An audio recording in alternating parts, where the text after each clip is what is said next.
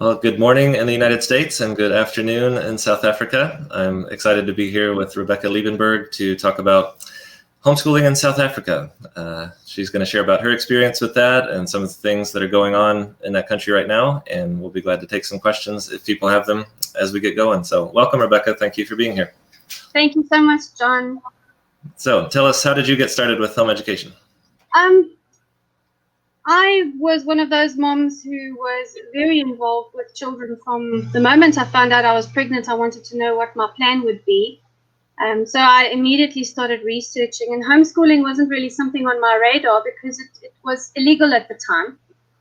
But when my children went into grade 1 and grade 2 at schools, the first thing that happened is their language ability suffered.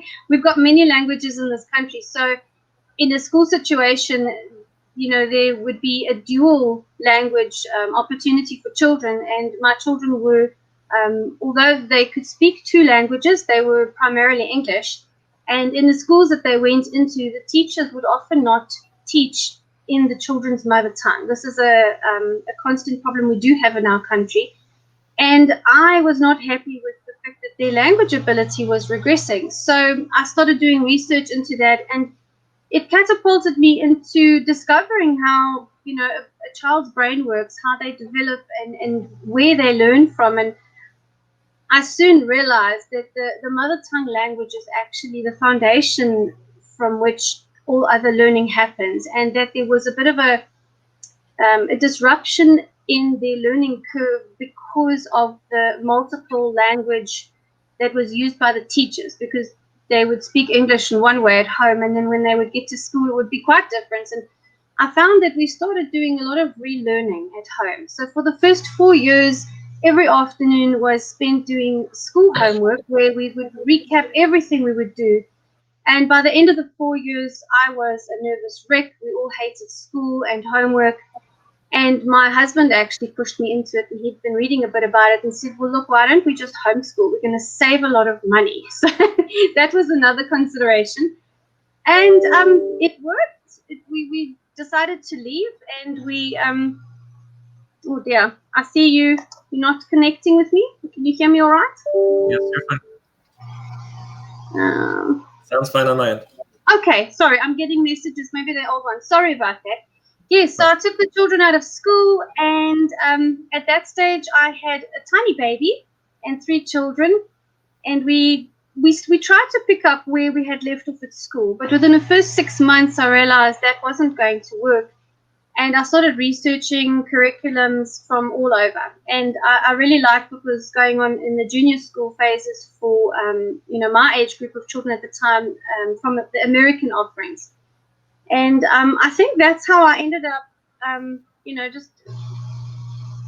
moving from our kind of curriculum into something international, and how I found you, because we followed the Maths UC route, which I think they were some of your guests at some point. So I loved it immediately. I loved having my family at home. I loved having my children around me. I was already a stay-at-home mom, so it wasn't a huge sacrifice for me or a big change to make. It actually just streamlined our life. One thing I really, really noticed that was great was we had no more, we call it road rage here. I don't know what you guys call it. Yes. The roads here are pretty hectic, so we were off the roads a lot, and that made a massive difference to all of our general well-being. Wonderful. Well, great. And I know you've been involved at a national level, kind of staying on top of what's changing. So what are some of the political and legal changes that are coming in South Africa? At the moment, we are dealing with a situation where, with the COVID pandemic and the way things have happened, of course, they closed our schools, and everybody had to basically homeschool, in the sense that they were told they were homeschooling. And that upset the whole homeschooling community, because everybody just brought their school home and joined all our groups. I have a social media Facebook group, which was, I think it was around 15,000 people when the schools closed. And a couple of months down the road, I think when we're August now, it went up to 21,000 people. And if you consider that in South Africa, most of our homeschoolers tend to live under the radar because they're rather distrustful of the government. That's quite a lot of people because many of us are not even on social media. And we found that there was an influx of questions and, people just needing a tremendous amount of help to understand what to do in their homeschooling day with their children.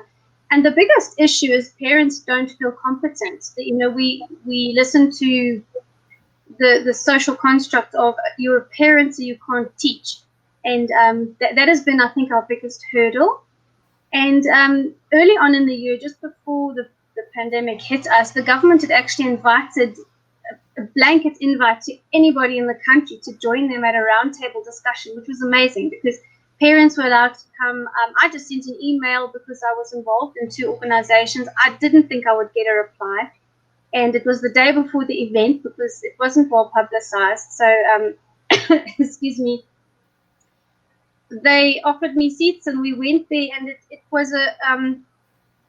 it was really a big surprise because for the past 12 years, we have been living with a tremendous amount of fear from our government.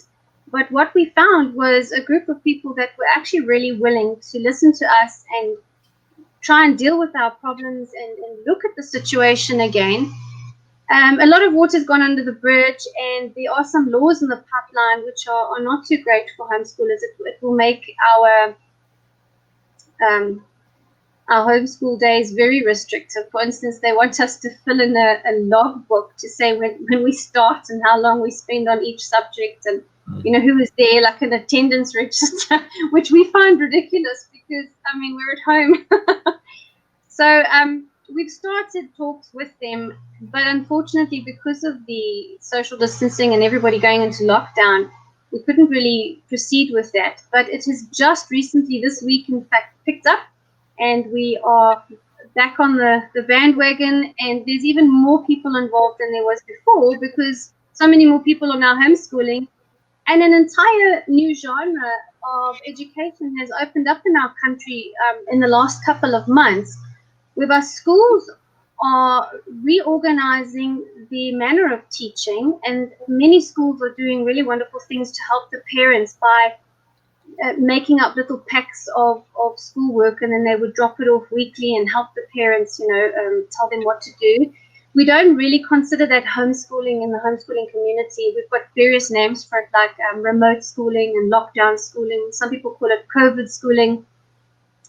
But it's a need, and it has blossomed, and it's huge. So that's the next step. We don't really know where we stand as yet. They've invited us to a new round of talks. So next week we'll hear. Okay, very good. Yes, we've seen in the United States a significant number of families who were forced, when the schools closed, they were forced to bring their kids home, and a good number of them, I don't have clear statistics, but a significant number have decided just to move into formal homeschooling. Have you seen that in South Africa also? Very much so. If I use my group as an example, because it's quite a big group in terms of numbers in our country, I would say about 30% of the people who were forced into homeschooling with sort of homeschooling by choice have enjoyed it so much and have discovered that there was so much they didn't actually know about schooling and what their children were even doing in school, that they started doing research. And of course, because no one could go to work either, the parents and children were stuck at home. And I've noticed we've gone through a couple of phases similar to what one would do if you're grieving. You've got the first phase of shock, and then anger, and then I don't know all the names for it, but we've gone through that, and it has ended up with many parents deciding that this is really great. They're going to do it long term, and there are many parents who would love to do it but can't because both parents are working. So they feel obviously they have to put their children in school because they can't be there for them, which is sad because then it makes us realize, what a blessing it is for us to actually even have this opportunity. And it has made many of us reevaluate just how wonderful it is we have this as an opportunity, to take. One gets a little bit used to your situation and you take it for granted.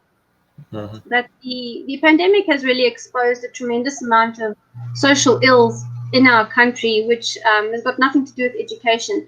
But education was tremendously highlighted in our country because the education department has also been given an added burden by our government to use the schools as feeding schemes for, the people who are living in poverty. So many families only receive food from school. So that would be, the only place a kid would get a meal every single day, and then they just wouldn't eat on the weekends. So it was a very huge problem for us. So there's been a tremendous amount of lobbying going on to make sure schools open up. But the government did try and improvise and substitute other kinds of feeding schemes to sort of ameliorate that problem. But from our perspective, we really want all schools to open up completely. We're still in a process. It's very slow. Not all the grades have gone back. And those who can homeschool, looks like they are looking at it very seriously. And recently, I've received quite a few emails from people who are putting their children back into school, or they have gone on to this online schooling. Online schooling has become huge in our country. It has exploded so much that new businesses are literally opening up every single day. There's a new one. And many parents go into that thinking this is the answer, but within a month or so, they find that it's not working well. The children really do need one-on-one, FaceTime with a parent or a tutor or somebody to really connect and to get to grips with concepts. So we're still learning. I don't think we're anywhere near the end of figuring it out. So those online schools are private businesses? Does the government have any government-run online schools? Unfortunately not. The government only has the national curriculum, which is our CAP system. And the only way people can really access that is through the government websites, where they have got quite a bit of material there for free in quite a few languages. And I just saw recently they came up with something called a recovery plan, which is quite nice. So they've got every single grade that's presented, and all the subjects are there. And then each subject has been trimmed down and reworked. So you can print out a booklet or a syllabus or whatever it is and substitute whatever you've got, but you've got your basic framework, but it's a shortened framework for that grade. So for instance, if your child was in grade 5 in the beginning of the year and the schools shut down very early here, I don't know if you guys are aware of it, even before we went into lockdown, it was one of the first things that happened. They banned cigarettes, alcohol, and shut down schools. And only essential working was allowed, and it was a very difficult situation because parents had to work and children had to stay at home, which is very difficult. I don't know how many people managed that, but shortly after the lockdown happened, then homeschooling started. Yeah, so you can go on their website and print what they've got as a recovery plan to try and salvage the year. I don't think we're going to be able to salvage the year, but they are apparently working on plans to do so. It just remains to be seen if it's going to be successful. So what months of the year do South African schools normally in session? We normally start in the beginning of February or somewhere at the end of January, and then the school year would end right in the beginning of December. And then they have 2 major holidays over Easter and then somewhere before September.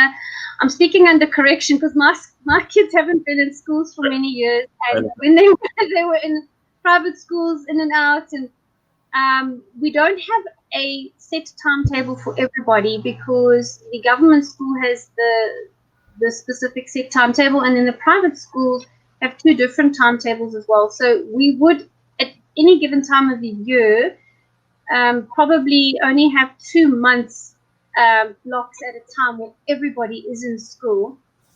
And that's worked quite well. We haven't experienced any problems because our weather here is really comfortable. We've got no issues coming and going, and it's easy enough. Mm-hmm. Talk to us about some of the diversity among homeschooling families, whether ethnic or language or religious. It's everything. We're not called the Rainbow Nation for nothing. Let me tell you. You can name anything and it will be here in this country. In terms of the homeschooling families, we are divided mainly in terms of our approach to homeschooling. And it is everything from unschooling to what we call remote schooling, which is pretty much distance learning, where a teacher or a company facilitates the education, and it's very strict. So what happens is the people tend to just organize themselves into little groups where their approaches tend to overlap, and they form their own communities in areas where the kids can do sport or get together. This morning we went for a nature walk because we haven't been for so long, and because of the social distancing, I initially said only teenagers because my daughter's a teenager and I arranged it. But it got big quite quickly, but we were still under the minimum number, so we were allowed in. And we went to a local bird park. We often do, when we do things like that, we'd have somebody like a speaker who would come and chat to the kids and give them a lecture on something. Like at the bird park, it would obviously be about birds or rocks or mushrooms or types of trees, or they'd clean invasive species, or sometimes we sit and the kids recite poetry to us. My kids refuse, but a lot of the children like it. And it's sort of like an outdoor schooling experience. It's very relaxed and casual.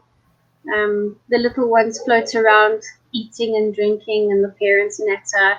It's a wonderful, I think it's a better learning environment for children who enjoy not being the focus of attention in a class, because I have noticed with my children, especially because some of them are quite shy. We all have they're not like me. And they don't like to be put on the spot. They don't want to be asked questions. And I find it works better for them to be in a group where not everybody's watching you, you know. So you can participate almost anonymously, but not completely. So religious affiliations as well. There's quite a few groups like that. I wouldn't really say the race and culture is a dividing factor, because in all the groups that I've been part of, I think language is the big issue. And if the children can communicate in one language, then we would have in a group, it would be a group of eclectic schoolers, for instance, who would be of all races and cultures. As long as the kids can communicate, we get together. I think that's probably the one common denominator. Great. And where do families go to get resources? Are there companies in South Africa that publish curriculum, and you mentioned using some American companies, so how does that work? Excuse me. I was talking so much this morning to all the mums. We've missed each other, so now I've spoken myself hoarse today. I don't have Rona, I'm fine. The curriculums, depending now on what the children do, we normally find, I think by and large, the greatest number of people doing one approach in this country is eclectic. And what that means for us, I don't know what it means in America, but what it means for us, we would literally take bits and pieces of various curricula and put them together for each child, depending on what they like, what level they're on. We would buy it straight from overseas. You can just buy it online and it arrives at your doorstep. Or there would be a couple of people who would get together and buy something together as a group. There are individuals who specifically import. There's a wonderful organization that I've used since I started homeschooling, and I'd like to mention them if it's okay. They are the Oikos organization or foundation in Durban, Natal.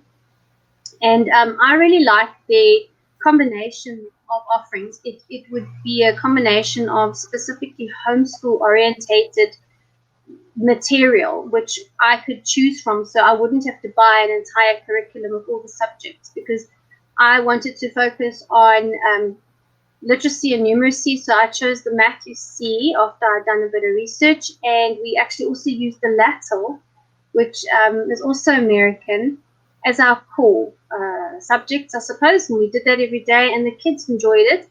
falafel, we got a little bit bored at some point, but it doesn't matter because you can supplement. And in terms of supplementing, we would go to bookstores a lot. I've always been a book collector. We've got a massive amount of books in this house. We'll never get through them. And every time we go to the shops, we end up in a bookstore, and the kids are there looking through things. And we would buy books according to their interest. They would choose, I would choose. I would always tend to go for the more educational textbook, living books, something that one would almost call a coffee table book, but it's also got a lot of information in the hopes that the children would learn from it. And sometimes we would read from it. We have actually ended up using those to supplement some of the curriculum work we did later on. And we did this eclectic style right up until my kids were each at a point where they would get to about a grade 10 level. But apart from the eclectic approach, the South African school system, having the CAPS curriculum, there are a couple of specific curriculum providers which are ratified by the government, and they publish their own books, and then the homeschoolers who want to use that can register memberships with them, and then they get support from those companies. So they would buy the books, they would, get the newsletters. Some of them recently started online classes as well.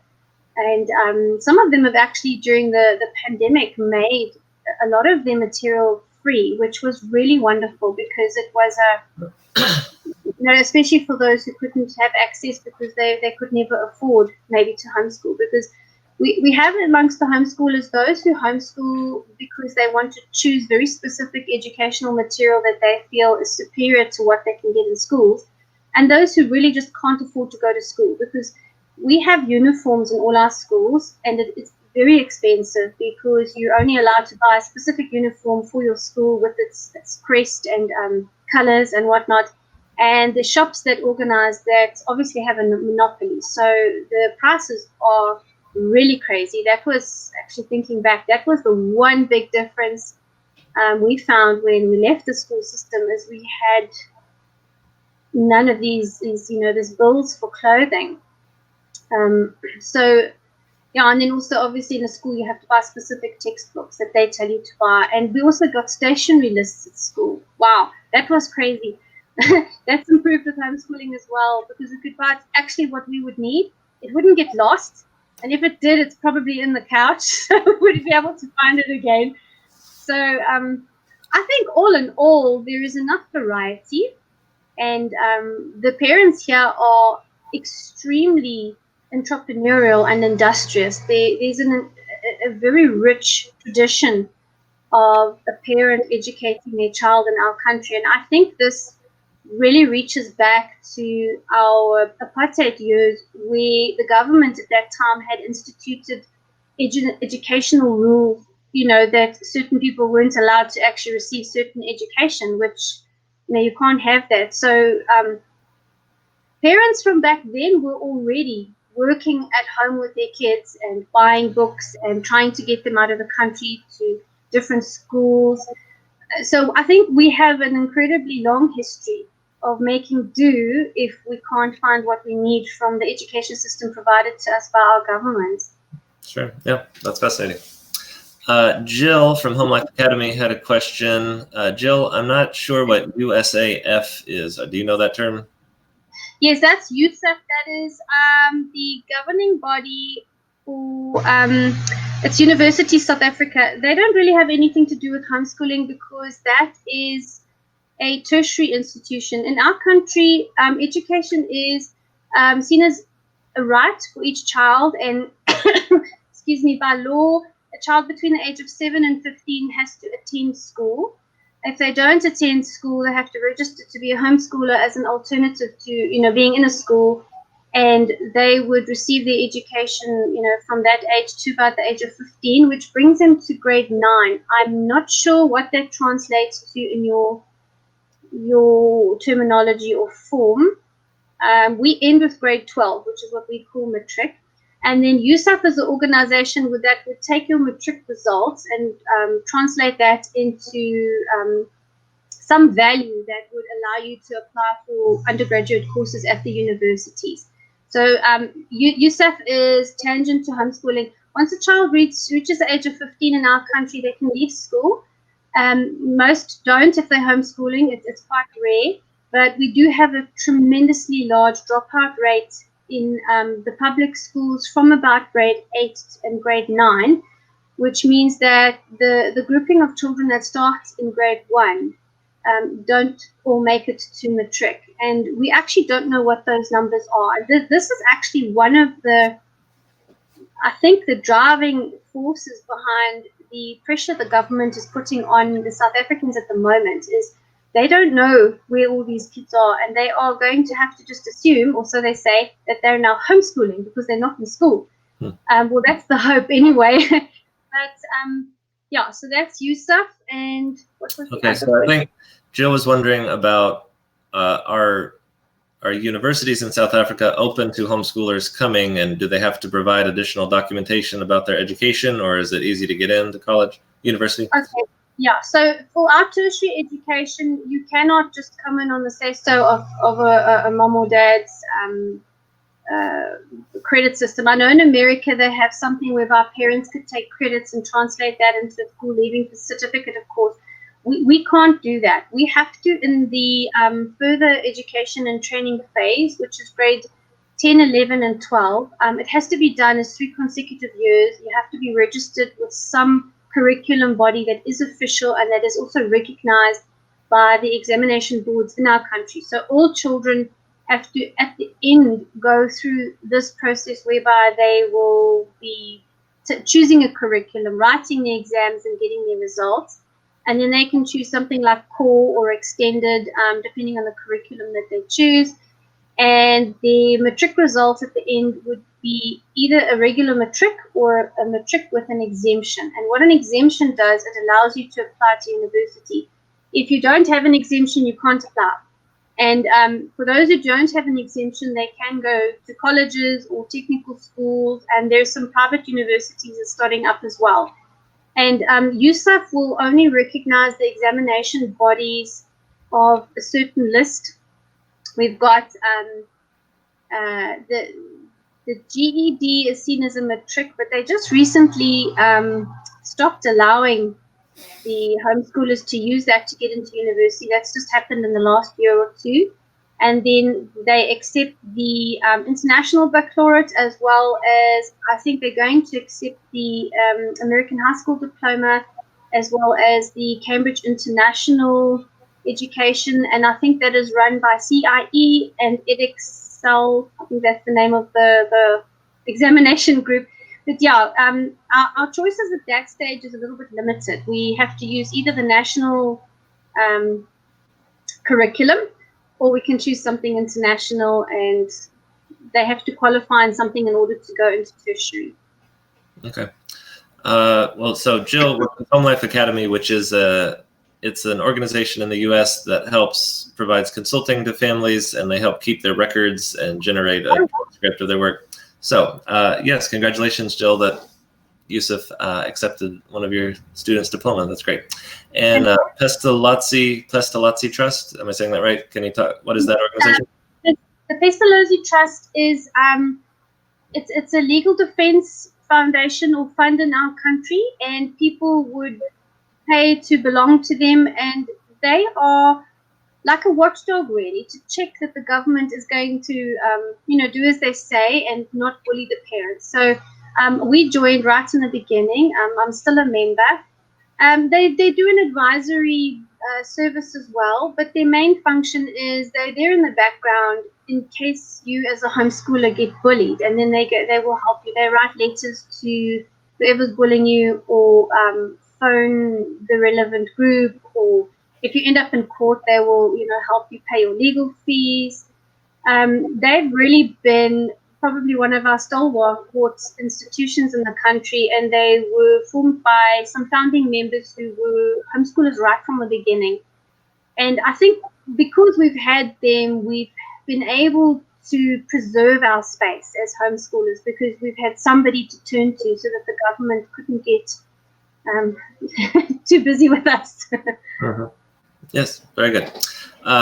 So thank you, Joe, for your questions. Feel free, anybody else, if you have questions for Rebecca, we'll be on for a few more minutes. So if you want to type in any questions, feel free.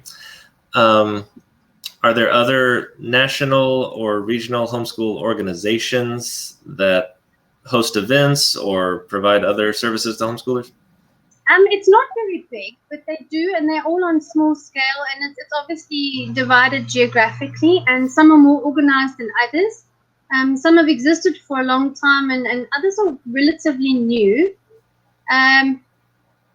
It's not really a very big thing over here. We have tried to get involved with the schools as well, but it's not very receptive.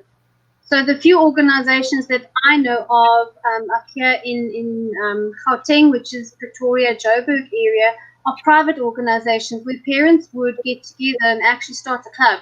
And then the homeschooling kids would get together and do various sports. Excuse me. And we've got everything from archery and athletics to softball. We were very involved with the softball, which I really love. There's swimming and a tremendous amount of extracurricular activities like music and chess and Stedfords and gymnastics is huge here.